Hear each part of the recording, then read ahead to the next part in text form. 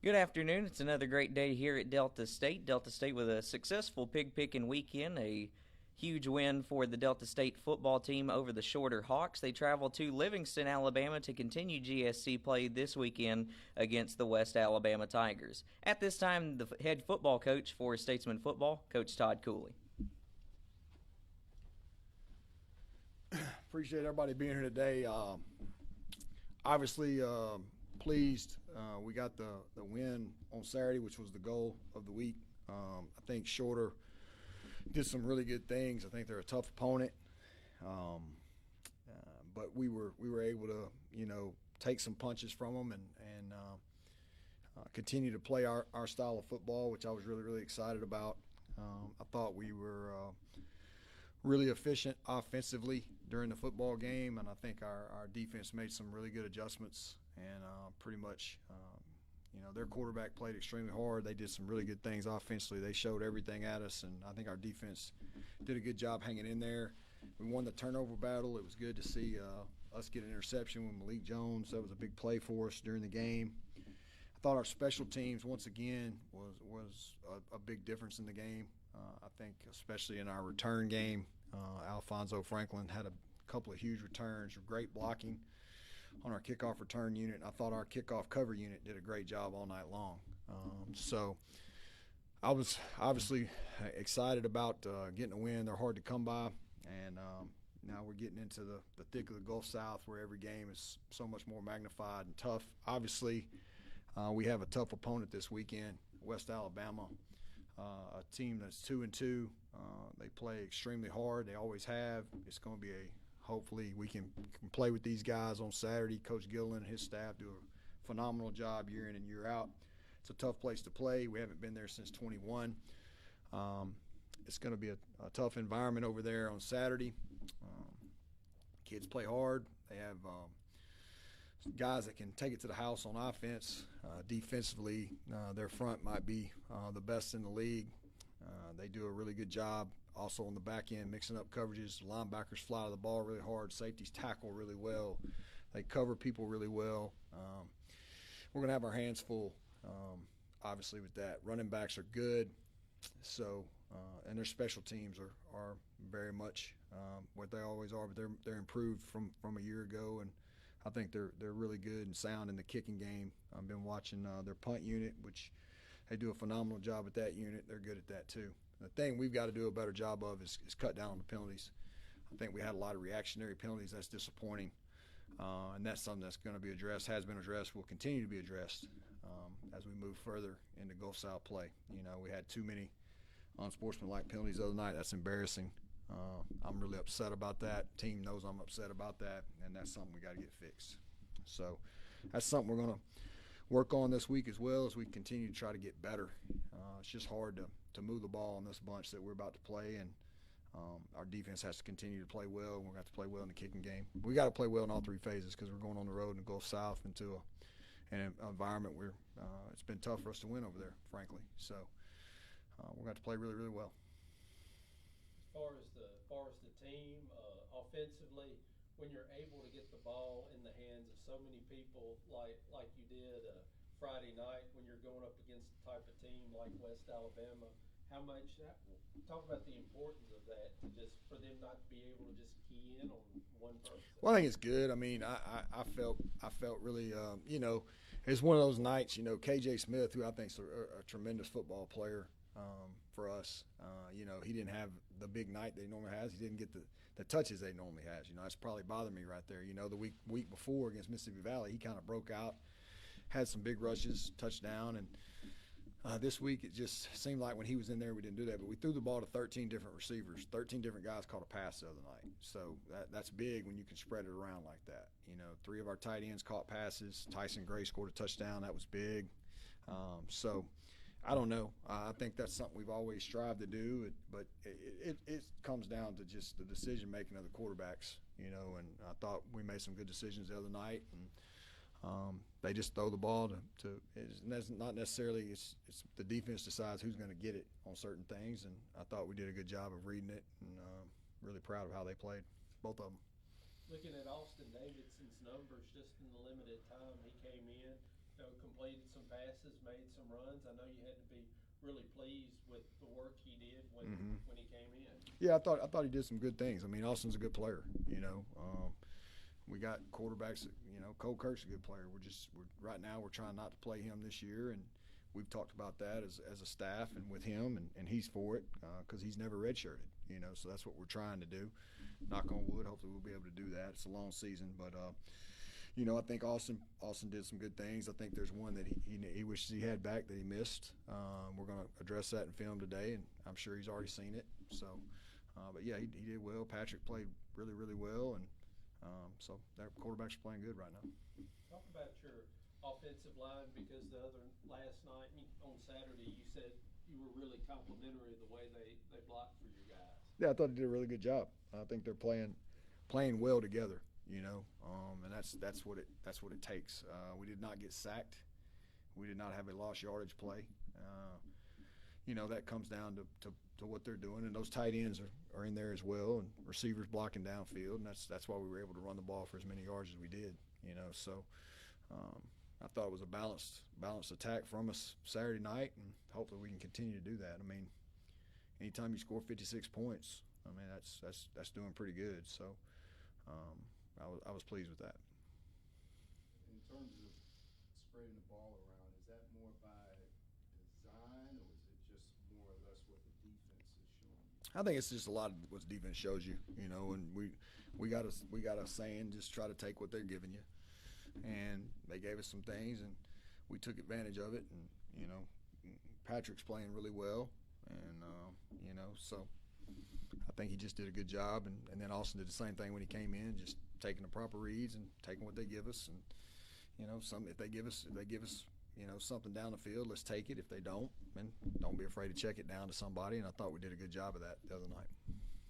You've touched on it before, but it just seems like he continues to just step up his game each and every game. Patrick, just his evolution, his evolved, how his game has evolved from when you took him in to where he's gotten right now. Yeah, it's pretty much night and day. He's playing at a high level right now.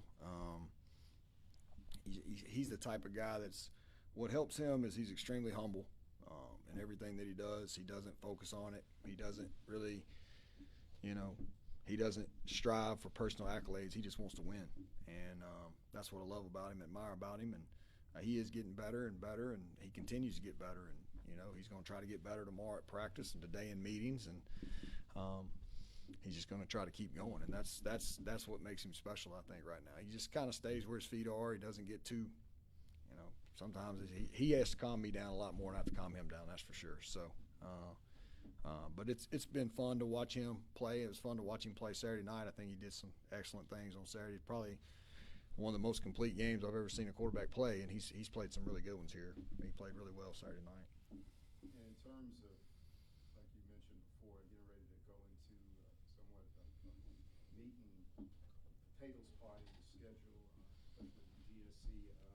Obviously, the spotlight gets bigger and bigger as you keep winning and winning.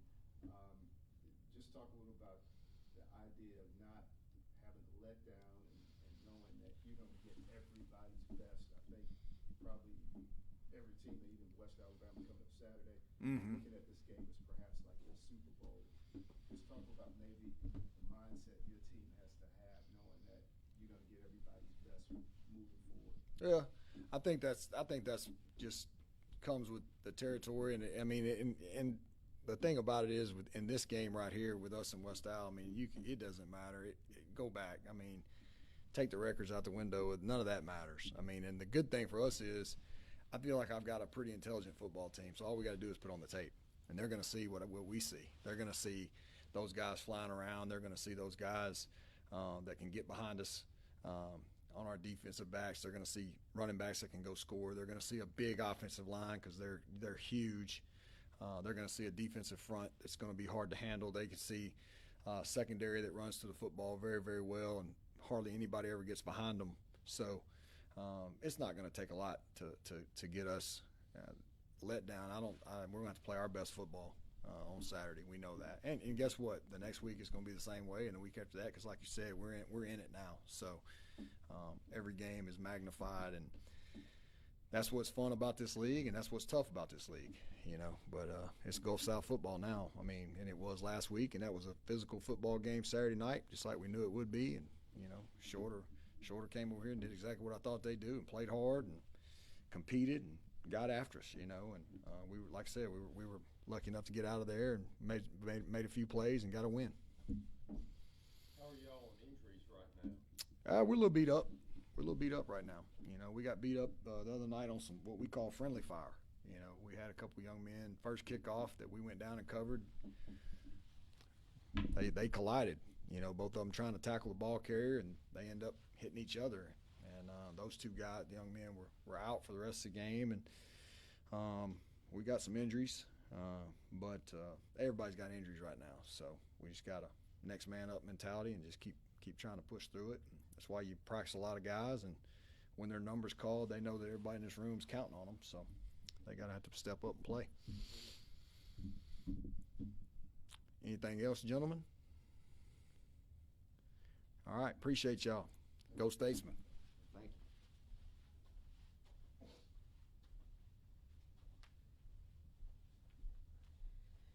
Delta State's offense accounts for 572 yards of offense against Shorter on Saturday. A big part of that would be the quarterback for the team, Patrick Shegog. At this time, the co-offensive player of the week for the GSC and the quarterback for Delta State University, number 7, Patrick Shegog.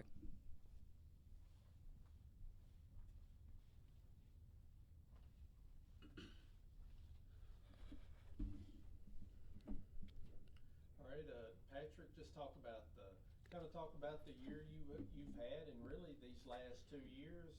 Talk about how much you've kind of developed your game and advanced, because you're really making some plays and some decisions that you weren't making when you first got here. First, I'll just say I'm a product of the talent around me and the coaching staff too. The coaching staff, they make it real easy. Simplifying the game plan, coaching us hard, and then we just got a group of guys that understand football and schemes and understand playing hard, and like I said, the coaching staff makes it easy, so all we have to do is go execute. You seem to be able to get the ball in a lot of different guys' hands, and of course, you know, your O-line. Talk about the chemistry between you and the rest of the guys in the huddle. Yeah, so I try to spend as much time with the O-line as possible. Every year that I've been here, those are probably my best friends. So the chemistry is always there. We have a lot of fun together outside of football. We eat together every week before the games. So yeah, the chemistry's there, and it's like that with all the guys too. Yeah, it's real fun when your best friends are on the field with you and y'all having fun. So yeah. What drives you? What drives me? That's a good one. Really just trying to make my family proud. That's the big one. I'll say a lot of things drive me though, but that's the main one. Why you say family? Family, just because starting with my parents, they're there for me every time I have a game. Past 2 years, they've been at every single one of them, with the exception of the Shawan trip. But they're always there, always supporting me, whether we winning or we losing. So, yeah, they just always there for me. And then the rest of my family and friends, they always show up too. And just not trying to put a bad spot on the family name is just something that I live by every day. Just trying to make the family proud and represent. And just in terms of the way you've been playing, especially this season, have you surprised yourself, or did you kind of feel like you're going to have this type of season thus far? Just trying to take it one game at a time. It is a little surprising, but like I said before, just being around great players and a great coaching staff, they make it easy. So it's really not that surprising. We just got to keep doing it week in, week out, and the schedule's about to get a little tougher. So just look forward to competing and trying to continue to execute. How much does trying to improve on the previous season drive you? Because I know y'all were in the playoffs and we're close, and of course I know, still in the middle of the season, but that's got to drive you to get further than you did last year. Oh yeah.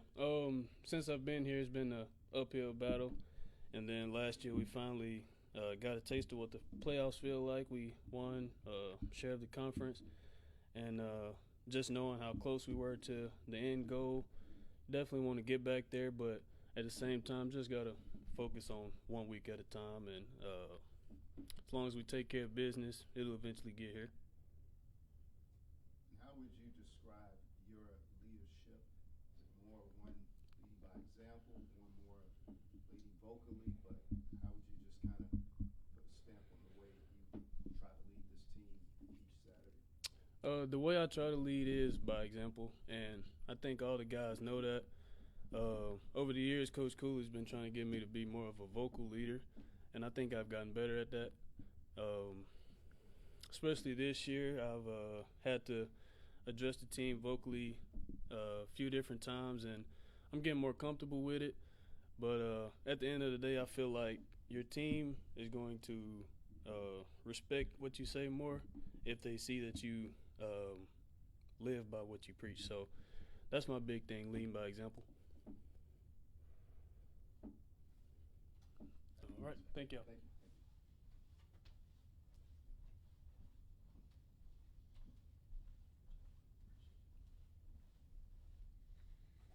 Delta State women's soccer continued GSC play this past weekend. They drop a decision at Union but pick up a 1-0 victory at Christian Brothers on Sunday with a goal in the 80th minute by Ava Webster. They continue GSC play this weekend, starting with a trip on Friday to Mississippi College. At this time, the head coach for Delta State women's soccer, Coach Joel Robinson.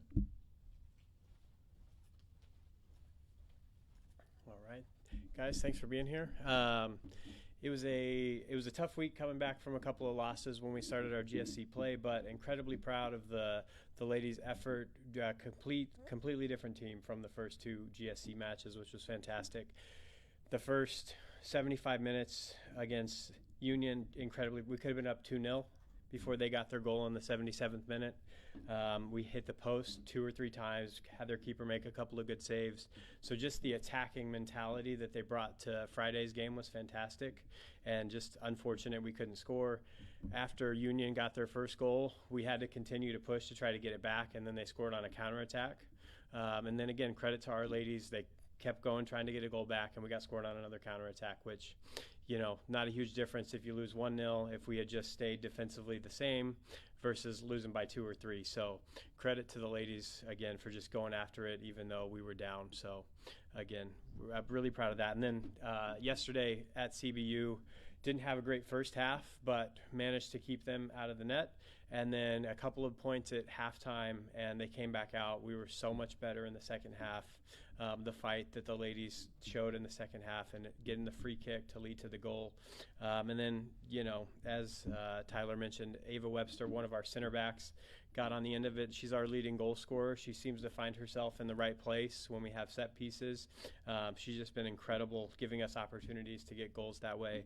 And then also just holding it down defensively. She's been doing a fantastic job. So, again, it could have been very easy for us to come out Friday night, lose, and then just not show up on Sunday. So really, really proud of the ladies' response coming out and getting a win at CBU, and is only the 4th win in the history of Delta State against CBU. So incredibly proud of that. We have, I think, 11 losses against them total, and now we have 4 wins. We had 3 before that. So just incredibly proud of their effort and coming back. And looking ahead to MC. MC is a great team. They're going to cause us problems, but if we can continue with the momentum, kind of the attacking foothold we're starting to find, looks very promising. So I'm excited to see what we can do this week. Any questions, guys? When the game against CBU is over, could you see that maybe, hopefully, these girls might feel like they could beat a team like MC? Yeah, especially talking to one of our seniors. She's never beaten CBU in her career. So just seeing that, and also seeing the level that we played at in the second half, what it takes to compete, because CBU beat MC on Friday. So knowing that, we're capable of those things, and also if they know what level they have to perform at for 90 minutes, it's much easier to see how we can get a result. So, yeah, I think there's going to be a lot of confidence for us coming into Friday's match. what going just talking a little more about the CBU game. When you think about where y'all were, kind of 0-3 in the conference, kind of shaky. Mm-hmm. To get that win, do you? I mean, you kind of hopefully, I don't know, maybe momentum shift, maybe you kind of. Maybe momentum's kind of in y'all's favor, and particularly with Ava Webster. Just kind of talk about just not only her play, but it seemed like the girls really rallied around her. Yeah, I definitely see a momentum shift, and I mean you could feel the attitudes afterwards. Because before Saturday morning we had training after the Friday match, low energy. Sunday going into the game, still low energy. So second half, after our halftime talk, it started to pick up a little bit, and then obviously the goal. It was probably the best defensive 7 minutes after we scored that we've had all season, because we've struggled to manage things when it's been close or if we've been up. So it was good to see that, and you could the goal just caused so much positive momentum for the group, and then also just seeing Ava come through again and again, just defensively, and when we have opportunities and set pieces. I mean, she's gotten on the end of more than 5 that just haven't gone in. So her again being a target for us and being someone that the ladies who put the ball in, all right, if I can get it close to Ava, we have a chance to score, is always something positive in our game. So it's been great to see her just kind of shine and thrive through this point of the season. In terms of facing MC, you look at this as an important game, not just conference games, but as far as statewide in terms of recruiting. Mm-hmm. And you just talk about how important it is to maintain maybe a win over an in-state school as opposed to a school outside of the state. Yeah, definitely huge. They're the only other D2 school in the state.